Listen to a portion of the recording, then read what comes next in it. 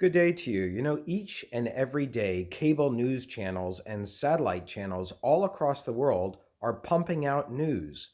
Channels like this one, CNN, which you know very well, being an American. But actually, many other countries know CNN well too, because CNN is distributed worldwide. It's a global news distributor. Here in the US, we have three basic cable news channels, the other one being MSNBC, and then we have Fox. Oops.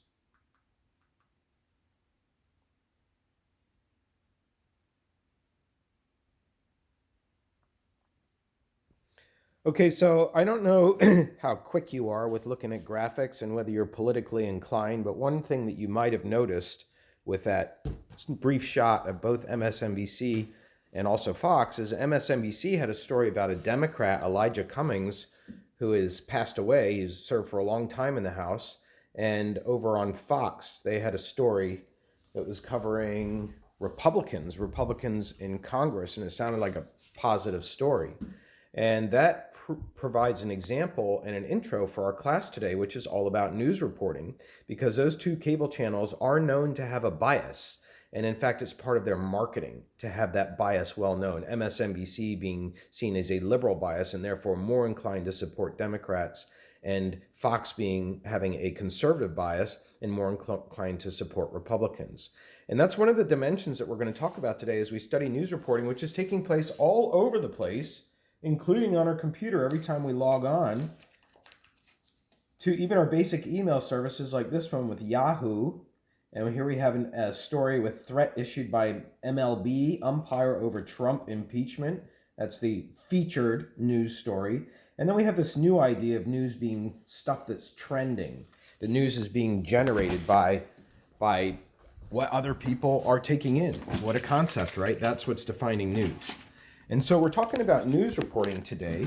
We are returning to using the chapter readings that I originally wrote in my book that are on D2L as the basis for your country media post today. So we will be taking on your countries again. You're going to be drilling down in a deeper way today than you have drilled before because of the subject matter. It's news reporting. And let's talk about why news reporting is so important. When we look at a tree, to follow up on that metaphor, news reporting refers to the leaves on the tree that are different from the other leaves.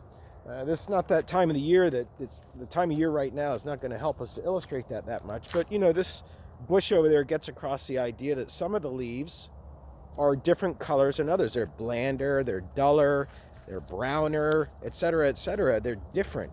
And so we look at the news reporting leaves as we do leaves on a tree to understand how well the media system is doing. It's like if you were to drop in and watch a bunch of TV news on the United States, how well would you say the United States is doing? That's a big question. How well is it doing based on the kinds of things that we're talking about in the news? So that's what we're studying in this chapter. We're taking on news. And news is also a kind of societal conversation that's going on. It's like, what are we preoccupied with the most? What are we talking about the most? When you look at all the newspapers and all the radio stations, listen to all the radio stations, websites, what are we choosing to talk about as a society? Also, news is a way for countries to jockey for position in the world. Specifically the countries that pump out these giant news organizations like Al-Qaeda. You know Al-Qaeda, the news source that comes from Qatar. You may not have known that, but that's coming out of the Middle East. CNN going all around the world. I can watch CNN when I'm in England. I can watch CNN when I'm in Germany. I can watch CNN when I'm in Mexico. They have CNN Espanol. That's coming out of the United States. The BBC is coming out of Britain. The CBC is coming out of Canada. Deutsche Welle comes out of Germany, and so on. You have countries that are jockeying for position to have their view of the world be one of the most forerunning opinions in the total world's consideration of news. It's in a way saying that each country has its own ideology for news, and that news is impossible to be purely objective and unbiased. It's going to have a bias to it, at least in terms of being favorable to the country that it comes from. You're not going to see the United States reporting on us in a way that suggests that we are weaker, for example, than Russia, or weaker than China overall. You will see criticisms of our policies regarding China and Russia, but you're not going to see an overall presentation that capitalism is a bad system, that Chinese communism is a better system, and so on and so forth. So all news has countries jockeying for positions, and all news is ideological. Also, news has become globalized, as I hinted at earlier, meaning that it's become a global product. It's sold around the world. It's sold around the world as a way not only to promote a country's domestic ideology, but also to make money. And that brings up the final dimension I want to mention about news before we get into the probes that we will use for your analysis of your country's media system today. And that is that news... lost my thought there because of that car that was coming by. The dimension of news that has to do with whether it is profit-making or whether it is a public service. News is necessarily profit-making if it has advertisements in it, because you're trying to get the biggest audience possible. That's going to influence the news. The news is going to tend to be more sensational. It's going to be about things that don't have a true far-reaching impact on everybody's lives in terms of daily occurrences, but might really be really interesting, like a sexual scandal or the brown face scandal that just befell Justin Trudeau in Canada, versus service-oriented news, which is public service news. It's like on our PBS. That news is designed not to make a profit. Certainly, it has to have enough viewership or audience-ship, if you want to think of it that way, to be viable.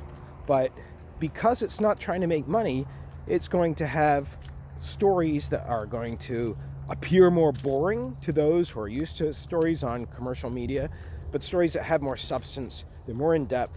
Those stories are possibly more uplifting and positive versus the negative stories and other kinds of news. So that's a dimension that we want to consider as well.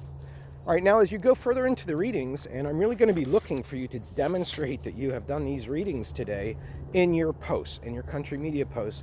I have to say, several posts that I'm getting recently are not using the book readings either on D2L or from the regular course textbook that we're using in your analyses. It's almost as if some of you, I can't even tell whether you have the book. So this is a set of reading material in particular that has a lot of value to how you can probe your country, so I'm going to want to see it used. So we've got really 4 dimensions that you can look at to try and tease out how the news is in the country that you're studying, the news in newspapers and radio, TV, and on the internet, if you can try and capture that in your research. One dimension is bias versus objectivity.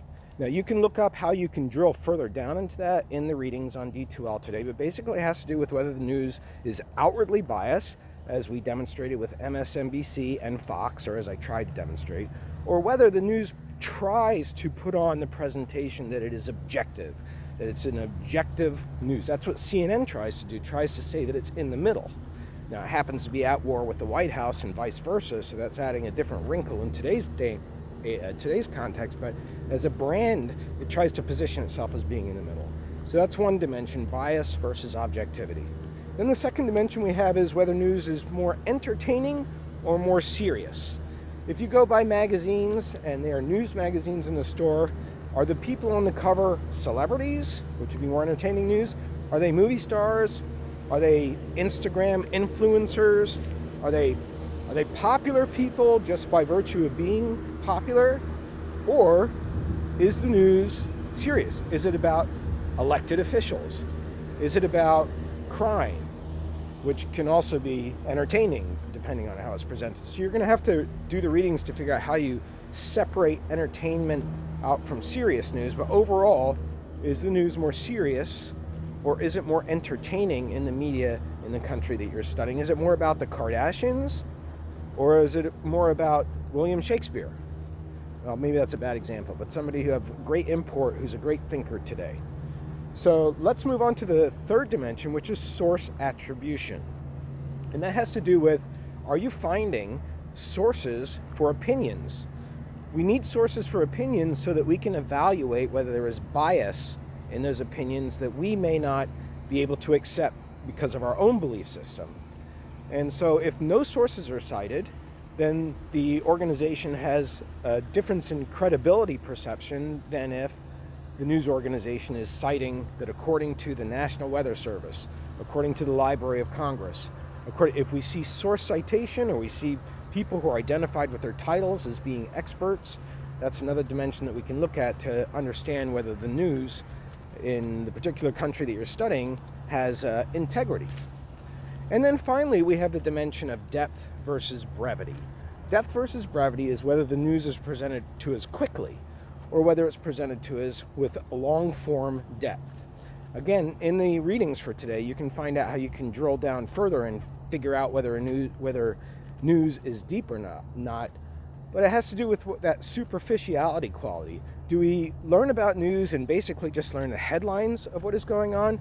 We learn that a hurricane has come through Puerto Rico, but that's all we know. We don't really know the days after what happened. We don't really know the history of hurricanes as they've gone through Puerto Rico. We don't know what Puerto Ricans are saying about the damage. We just know that one little brevity piece of information versus having depth. So there's different ways that news content can get across depth versus getting across brevity, and that's described in the readings today. So I hope you are able to use the chapter material, which is more substantial than in the past, to really probe deeply into your country's media systems to get to know the news. Have a great day.